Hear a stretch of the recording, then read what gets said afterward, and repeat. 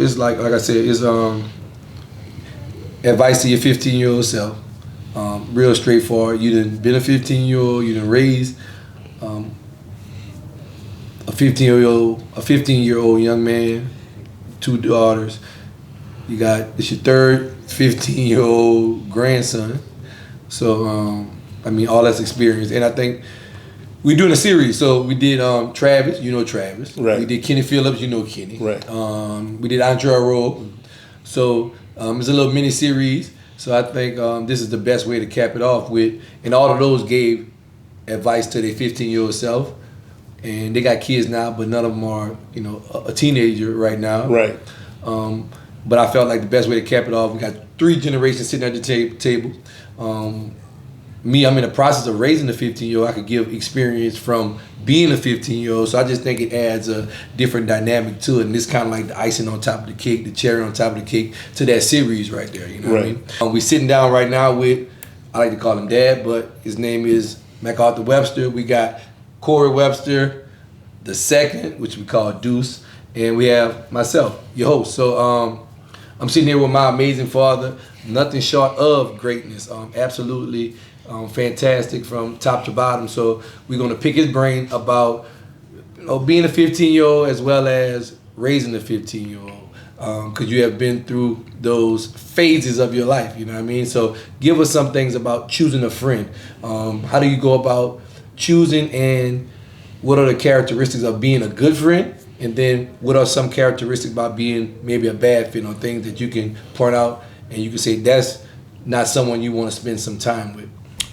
So when I look at choosing a friend, and I go back to my days as a 15-year-old, we were in a small community, and so you didn't have much of a choice. It was just a small knit group. We lived in an area that was kind of isolated from the main community, so we had our neighbors to our left, and then we had the neighbors to our right. So we all went to school together. We had a big yard, so everybody kind of congregated and we played together in that yard underneath the 2 pecan trees. So back then, it was very little wrong that you could get into, because you were just right there. You weren't allowed to go anywhere. You stayed in that yard. You stayed right there. So, and like I said, the friends from the street over, friends next door, they came next door. And I said friends, they were neighbors first. So when we talk about choosing a friend, back then, it was really easy because there was no wrong to get into. Because we grew up all of us grew up in very disciplined families.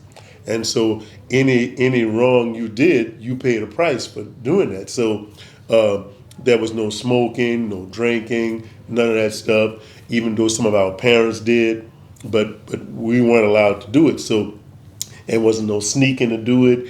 Matter of fact, when I talk about smoking and drinking, some of the older folks would send us to the store. They would sell us alcohol, sell us cigarettes, and we dared not touch one of them. And they knew that, and our parents knew we wouldn't do that. So when it comes to choosing, it was kind of like, the right word I want to use is not by accident, but these people were part of that community. We were right there together. In saying that, I like, to me, that was the village. Right. And to me, is what I've been working on to create is sort of a village in this time, in this space. So I know it may be a little difficult to do that now, right, but I think it still can be a village created, meaning social media. We all have social media. So right, I always told you that I've been blessed to be a part of living without social media, right, and having social media. But I want to put things in place so they can have, that they can use, and this can be their village. Because that's what I'm getting. The pecan tree, that was the village. That's right. You know, neighbors from the right, neighbors from the left. Right. We was all here, and we was, you said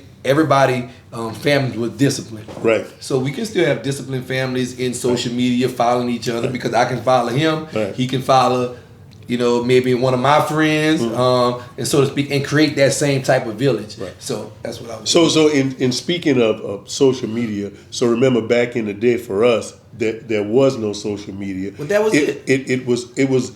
That was it, but it was all family gathering. There weren't any distractions. Yeah. So we all watch. One of the reasons I watch the news today, from a very young age, they watch the news, so we watch the news. So, and every household did the same thing, Yeah. because there wasn't anything else to do except watch TV as a family, and then, learn from one another. We watched the same shows all the time. TV went off at 10:30 at night, so there wasn't no staying up late watching TV, so everybody went to bed at that time. So Hold up. And can you please, because when you say TV went off, some people may just think that they turned it off. Oh, no, like no. pressing the on-off No. switch. Can So- you please talk to them about So TV went we're off? watching a black and white TV, and the news comes on at 10 o'clock, and the news went off at 10:30, 10:35, and right when the news went off, we call them ants. So the TV just went fuzzy. So there was no more TV until 6 o'clock the next morning.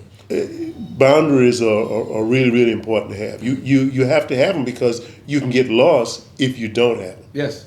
Distractions are out there, and there's plenty of them now. So yes, you could definitely get lost without the boundaries. Right. Second part of that question is the bad friends. I know you told me stories about the swimming in the Mississippi River and things of that nature. So yeah. tell me how you spot those and what you So do. we were told certain things were off limits.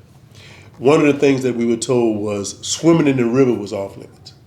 Don't go swimming in the river. And back in the day, black folks had nowhere else to swim. If they were going to swim, it was going to be in the river. So, but we saw why they didn't want us to swim in the river, because every year a young black kid drowned in the river because they didn't stay within those boundaries, and they chose to do what they wanted to do. In growing up, I had once I got older, out of high school, I had some of my friends that dabbled with marijuana. Well, one of the things that my parents told me is, don't ever do drugs. So while drugs was all around me, I chose, they said don't do it. They apparently know what they're talking about, so I'm not going to do it. So, and over time, some of those people that I call friends, we went off in different directions. Some of them wanted to go to bars every night. So I said, I got a family, that's not what I'm going to do. So the people who I really grew up with and called friends, we kind of just shied away from one another because we didn't have the same things in common, same what I call right things in common. Mm-hmm. They all grew up like I grew up and chose to go in a different direction. Everybody grew up in disciplined homes back in the day. Everybody had that. Everybody had discipline. You did wrong, you got your butt whipped. But as they got older, they figured, well, I can make these choices, so I'm gonna go and I'm gonna do this. And so you don't do that if you know it's wrong. If your parents have raised you and taught you, and you understand that, well, when I was younger, this was wrong. Well, it doesn't make it right because now I'm 18 years old. Just standing on what I like to call your MVPs, you know what I mean? Right. Just standing on, your morals, values, and principles that you have been brought up on, that Right. you hold near and dear to your heart as a person and as a family, you know what I mean? Because you're still representing everybody, you know what I mean? Representing your family, representing you as well. So, once you instill those lessons on them, you carry those throughout the process. And if somebody's not fitting into that, Right. you got to say, I think my daddy just said you got to leave them. I think Trav may say you got to let them slide. You know what I mean? Same thing. Kind of the same thing. Same Right. thing. My next part is, what do you think was the best part about being a 15-year-old? Man, the best part about being a 15-year-old, well, in a previous conversation, I told you that, my foster mother didn't know how to read and write. So at an early age, I had to take on more responsibility than they did because I did her bookwork. She called on me to do more cleaning and work around the house because she knew I would do it. So my 15-year-old life was helping out my parents, helping her out because I didn't want anybody to take advantage of her because I knew she couldn't read and write. And back in the day, they had people that would take advantage of the people that didn't know how to read and write. So the other 15-year-olds that was, been in the household, they didn't have that to worry about. They didn't have the book work and the paperwork and the documents that I had to fill out, report to the state and all that good stuff. They didn't have that to do. So I took on more responsibility. So that made me be more responsible as an adult because I took on that responsibility at an early age. Now, I will tell you, my freshman year in school was a pretty good year for me in school. I always made pretty good grades, but I didn't make as good a grades as I could have made because math was good for me. If I made I would make A's and B's in math most of the time, so that was cool. But then I got to a point where I kind of just slacked off.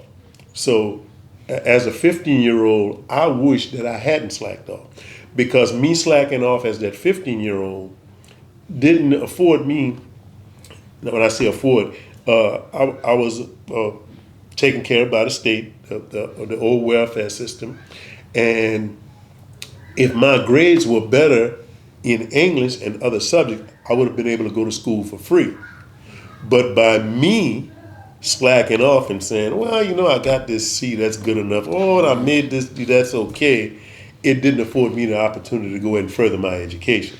So I would say if I had to look back at my 15-year-old self back then, I would say, hey, buddy, you need to dig deep because even though I look at my life as being pretty successful, and I don't know how much more successful it would have been if I would have focused more as a 15-year-old, because I don't know where I would have ended up, so I don't really know that part of it.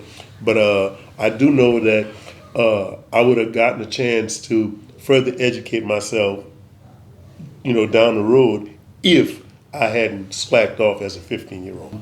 Nah, man, I think this has been great, man, just to be able to, share some of your thoughts with the world about, being a 15-year-old, your perspective on raising a 15-year-old and then being able to be with your grandson and give him some of that knowledge that you have. So I think that's awesome. And he listening. Do you have any questions? Because you don't see a whole lot. And I can remember when I was 15, I didn't talk a whole lot either. No, we didn't. I talk about just as much as you did. So any questions, any concerns, any comments? What's the hardest thing about being a teenager right now for you guys, you know what I mean? In this social media era, you know?